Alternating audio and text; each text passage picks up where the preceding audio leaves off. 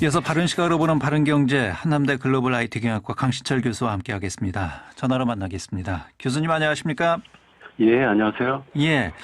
오늘 코스피가 2,900선 이게 정확하게 제가 들어오기 전에 이 지수를 보질 못해서요. 거의 뭐 3,000선에 근접했지요. 네, 2,990까지 넘어갔더라고요. 예. 글쎄요, 뭐 코스피의 3천은 상당히 뭐 여러 가지적인 측면에서 의미가 좀 있지 않습니까? 이게 뭐 거의 예. 이제 근접해 있는 상황인데 현재 상황을 좀 먼저 분석을 해봐야 될 것 같습니다.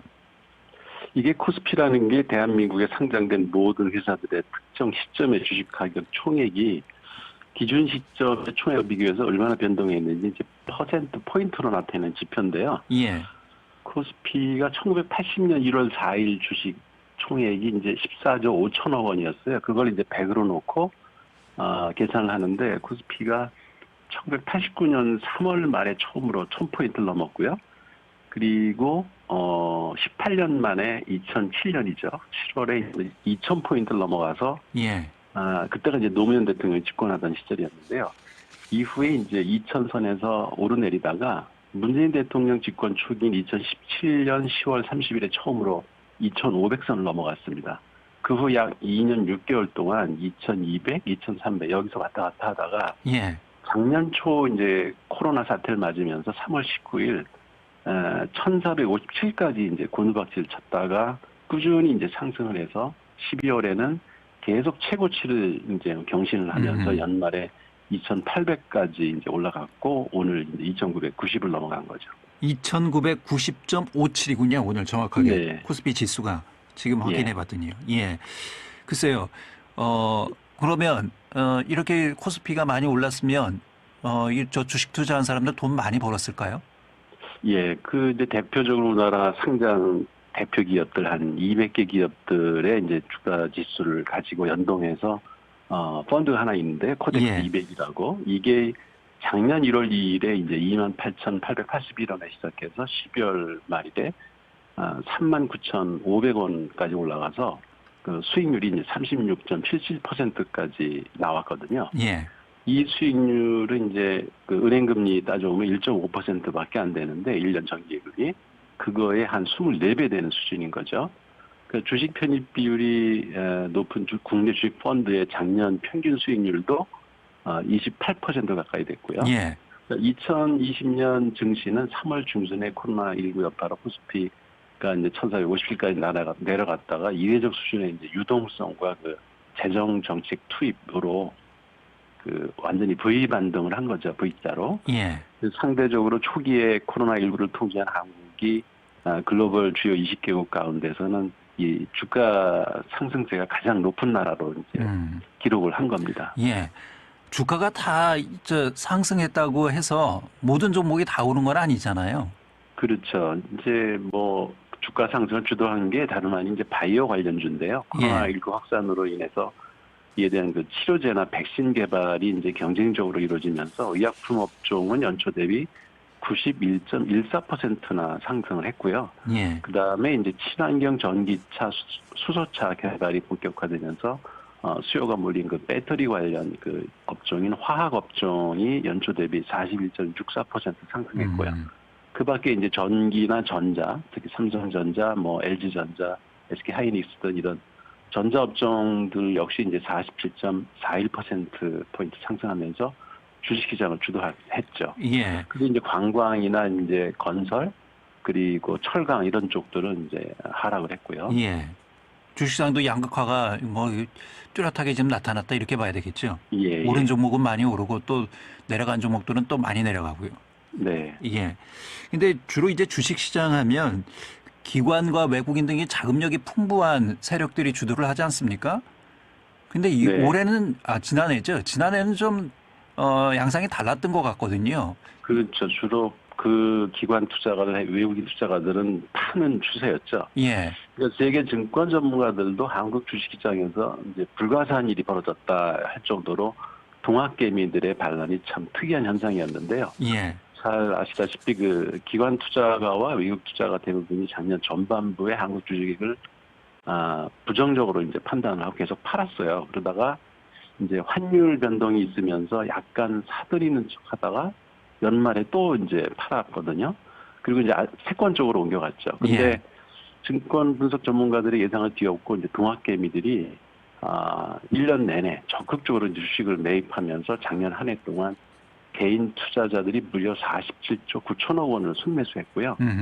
반면에 외국인은 25조 6,268억 원어치를 팔았습니다. 예. 그러니까 그야말로 작년 국내 주식시장은 개인 투자자들이 영끌이라는 말이 나올 정도로 주식시장을 뜨겁게 달군 결과 세계에서 주가 지수 상승률이 가장 높은 나라가 된 거죠. 아무튼 2020년 한국의 주식시장에는 아무도 예측하지 못한 현상이 벌어진 겁니다. 이게 아무래도 이제 금리가 낮다 보니까 시장의 네. 유동성, 그러니까 돈이 많이 풀려서 이 주식시장으로 투자가 많이 이루어진 것이 아닌가, 뭐 이런 또 그렇죠. 분석을 하지 않을 수가 없는 상황이고요. 예, 맞습니다. 예. 근데 이게 주식시장은 불타오르는데 사실 이제 코로나 때문에 경제가 어렵다라는 얘기를 많이 하고 있지 않습니까? 예. 뭐 GDP도 뭐 나름 선방은 했다고는 합니다만 성장률 마이너스를 기록했고요. 이렇게 왜 주식시장과 이 실물 경제 간의 괴리가 클까? 이런 부분도 좀 고민을 해봐야 되지 않을까 싶거든요. 그렇죠. 이게 작년 12월 초만 해도 증권 분석가들이 코로나 3차 팬데믹만 일어나지 않으면 이제 2021년 올해 2,800, 2,900선 달성할 거다 이렇게 이제 전망을 했었는데 이미 이제 연말에 2,800을 넘어서고 이제 오늘 2,999에서 3,000 거의 가까이 됐죠. 그래서 최고 전망치를 상향 조정해야 된다 이런 목소리가 나오고 있고요. 현 추세대로라면은 뭐 3,000은 그냥 넘어갈 것 같고요, 무난히.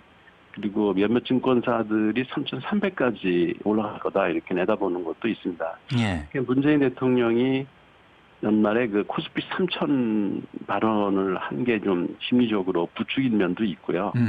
그 다음에 당분간 시중 유동자금이 유지될 거라 이런 믿음이 시장에 있어서 정부가 4차 재난지원금을 지급하면 시중 유동자금이 또 증가할 것이기 때문에 그에 대한 기대 심리도 아마 작용을 한 것 같고요. 예. 문제는 이렇게 정부가 국가 채무를 늘려가면서 재정 확대 정책을 계속 펴야 되느냐.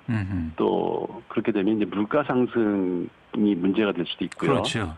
또 가계 부채가 GDP를 넘어선 상태에서 저금리 기조를 계속 이어갈 것이냐 하는 문제 등이 이제 복병으로 남아 있어서 이게 잘못하면 폭탄이 되는 거잖아요. 가계부채가. 예, 이게 버블이 상당히 우려되는 상황이라고 이제 증권 전문가들, 특히 이제 소로스 이런 분들은 예. 상당히 위험한 상황에 다다르고 있다 이런 분석들이 나오고 있어서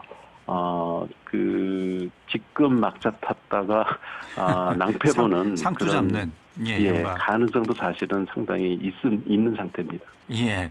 그래서 많은 분들이 지금 뭐 주식을 사야 되냐 말아야 되냐 이렇게 고민하시는 분들도 많이 계시다고 하더군요. 근데 지금 각 주식 객장에 가 보면 주식 계좌 개설하는 사람들이 상당히 많다고 합니다. 뭐 노인분들도 상당히 많이 계시고요. 그래서 교수님께서는 어떻게 보세요? 이런 상황에서 주식을 사야 되는 건지 말아야 되는 건지 예측하기가 제가 경제 뉴스를 하면서 다른 것들은 예측이 거의 그래도 잘 맞아 들어가는데 이 주식은 잘 안 맞더라고요. 특히 작년에는 예측을 정말 불허하는 일들이 벌어져가지고 근데 아마 이 방송 듣는 분들뿐 아니라 우리나라 국민 대다수가 그러니까 90%는 아마 부동산 담보대출 이자 물어가면서 빠듯하게 살아가는 이제 월급쟁이들이거나 하루하루 직원들 월급 걱정해가면서 또 운영자금 마련할 걱정해가면서 중소기업 운영하시는 분들 또 아니면 코로나로 인해서 사업소득이 줄어들어서 알바생 월급 주기도 힘들 정도로 겨우 버티며 살아가는 소상공인이나 자영업자들이 아마 대부분일 겁니다. 이런 분들은 주식에 투자할 여력도 없고 뭐 아파트가 오른다 그러는데 아파트 투기 꿈도 못 꾸는 서민들일 것이는데요. 그렇죠. 사실 저도 평생 월급쟁이로 이제 빠듯하게 살다 보니까 주식 투자는 거의 해본 적이 없고요. 그다음에 부동산 투자는 재미로 본 적이 없어서 뭐라 말씀드리기도 사실 힘들어요. 근데 주가가 오르거나 말거나 아파트 가격이 오르거나 말거나 신경 쓰지 않고 그냥 순수하게 제가 번 돈으로 차근차근 저축해서 산다. 그리고 아이들 교육시키고 이렇게 하면서 이제 살아왔기 때문에 앞으로도 이제 저는 그렇게 살 생각이고요. 그러니까 매주 경제 뉴스는 다루고 있지만 직접 투자해서 돈 버는 재주는 저는 없습니다. 이 방송을 듣고 계시는 분들 가운데 혹시 주식 투자해서 돈 많이 버셨으면 동네 가게 가서 돈 좀 팍팍 써줬으면 좋겠습니다. 예. 골목 상권이 살아야 경제가 버티는데 그렇죠. 이게 지금 금융시장만 이렇게 버블이 있지 실물 경제는 너무 지금 힘들거든요. 한파죠, 한파. 예, 그래서 아파트 투기에서 얼마 벌었다, 뭐 이런 뉴스 신경 써봐야 상대적 박탈감만 느낄 뿐 기분만 안 좋을 테니까 예. 그냥 한쪽 귀로 흘리시고 언강대신 나하고는 별 상관없는 세상이 돌아가고 있나 보다 이렇게 생각하고 예. 마음이라도 편하게 잡숫고 그냥 사셨으면 좋겠고요. 예. 부러우면 지는 거라는 말 있지 않습니까? 예. 괜히 빚내서 막자 탔다가 낭패 보지 않았으면 좋겠습니다. 예. 결론적으로는 조심해야 된다 이런 말씀이시고요. 네. 뭐 상당히 많은 위험한 상황이긴 경제 합니다. 전문가들이 뭐 이구동성으로 하는 얘기가 주식이 오르고 내리는 거는 신도 모른다. 그런 네. 얘기들을 많이 하거든요.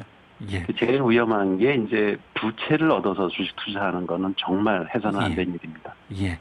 알겠습니다. 교수님 오늘 말씀 여기까지 듣겠습니다. 고맙습니다. 예, 고맙습니다. 예. 바른경제 2021년 주식시장 동향 또 전망을 좀 해봤습니다. 한남대 글로벌 IT 경영학과 강신철 교수였습니다. 대전, 세종, 충남, 대세남의 오늘을 심도 있게 짚어보는 시간. 여러분께서는 지금 김현선 아나운서가 진행하는 KBS 대전 라디오 5시엔 대세남을 듣고 계십니다.